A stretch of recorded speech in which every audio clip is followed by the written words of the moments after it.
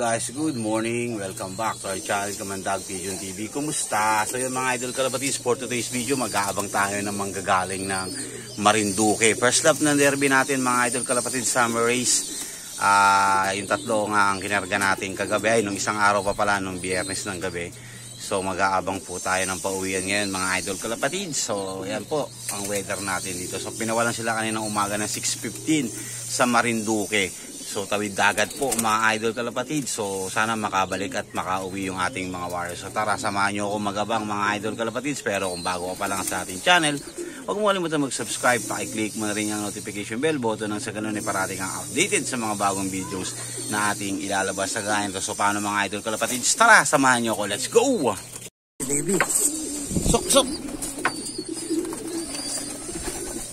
Kuhanin ko lang. Mga idol kalapatids, meron na tayong isa.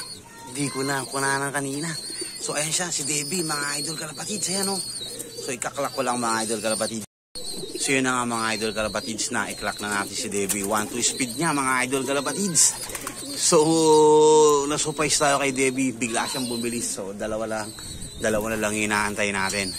So abang pa tayo, baka may kasunod si Debbie mga idol kalapatids. Let's go!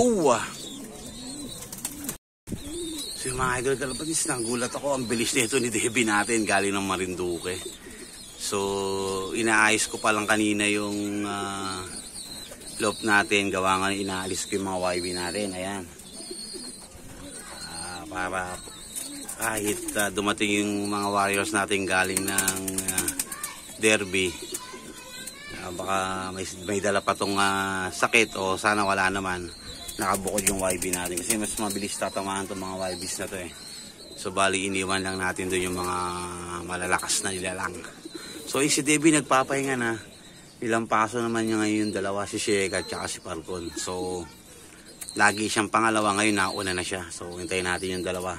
Medyo matagal na ngayon pag-aantay natin kasi ang aga dumating ni Debbie mga idol kalapatids, nakakagulat lang talaga. So tara, samahan niyo ako, antayin pa natin yung dalawa. Sana nandiyan na sila mga idol kalapatids.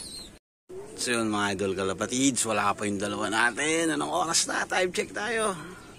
8:35 na mga idol kalapatids. Sa 1,000 na lang yata speeda nito.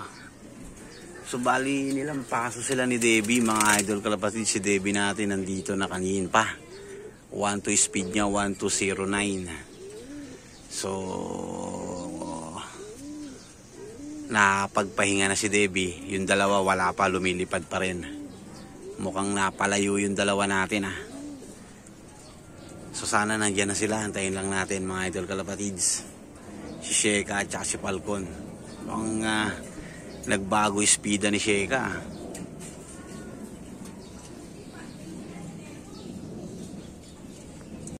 Yung guys, meron na tayo.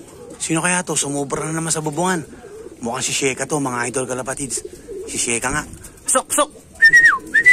Kukunin ko lang pagpasok niya mga idol kalapatids. Mukhang hinang-hina si Sheka. So yun mga idol kalapatids, hindi pala si Sheka.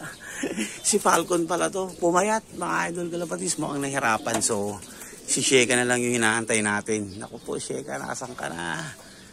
Sayang si Sheka, pang 7 pa naman to sa sector natin mga idol kalapatids. Di ko alam kung magiging pang ilan na lang siya kasi final lap na po ng ating pan race 3 ay pan race 2 mga idol kalapatids.